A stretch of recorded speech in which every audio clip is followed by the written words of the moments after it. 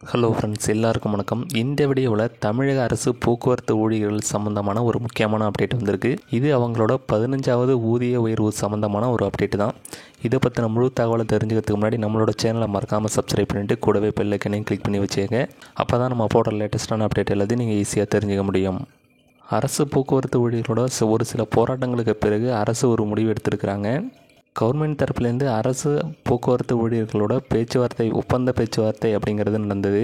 இந்த ஒப்பந்த பேச்சுவார்த்தை எங்கே நடந்தது அப்படின்னு பார்த்தீங்கன்னா சென்னையில் தான் நடந்தது. பல மணி நேரம் நடந்த இந்த பேச்சுவார்த்தைக்கு அப்புறம் 2 தரப்புலையும் ஒரு ஒப்பந்தத்துக்கானது கையெழுத்து போடப்பட்டது. அதில் என்ன குறிப்பிடப்பட்டிருக்கு அப்படின்னு பார்த்தீங்கன்னா, அரசு போக்குவரத்து துறை ஊழியர்களோட சம்பளம்ங்கிறது 6% இன்க்ரீஸ் பண்ணியிருக்கிறாங்க. இது அவங்களுக்கு ஒரு மகிழ்ச்சியான செய்தியாகவே இருக்கும் அப்படின்னு சொல்லலாம். இந்த 6% இன்க்ரீஸ் ஆகிறது மூலமாக அதாவது அவங்களுக்கு என்னென்ன பலன் கிடைக்கிது அப்படின்னு பார்த்தீங்கன்னா, அரசு போக்குவரத்து ஊழியர்களோட சலவைப்படி அப்படிங்கிறது 160 ரூபாயாக இன்க்ரீஸ் ஆகுது. அது மட்டும் இல்லாமல் நைட் ஷிஃப்ட் வேலைக்கு போகிறவங்களுக்கு அதாவது இரவு நேர வேலைப்படி அப்படிங்கிறது 40 ரூபா இன்க்ரீஸ் ஆகுது.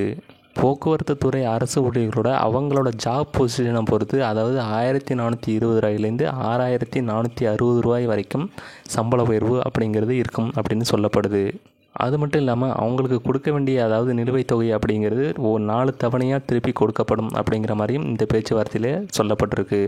அரசு போக்குவரத்து ஊழியர்களோட இந்த சம்பள உயர்வு சம்மந்தமான உங்களோட கருத்துக்களை கமெண்ட்டில் சொல்லுங்கள். அது மட்டும் இல்லாமல் இந்த வீடியோ யூஸ்ஃபுல்லாக இருந்துச்சுன்னா வீடியோ ஷேர் பண்ணிவிட்டு மறக்காமல் நம்மளோட சேனலை சப்ஸ்கிரைப் பண்ணிவிடுங்க.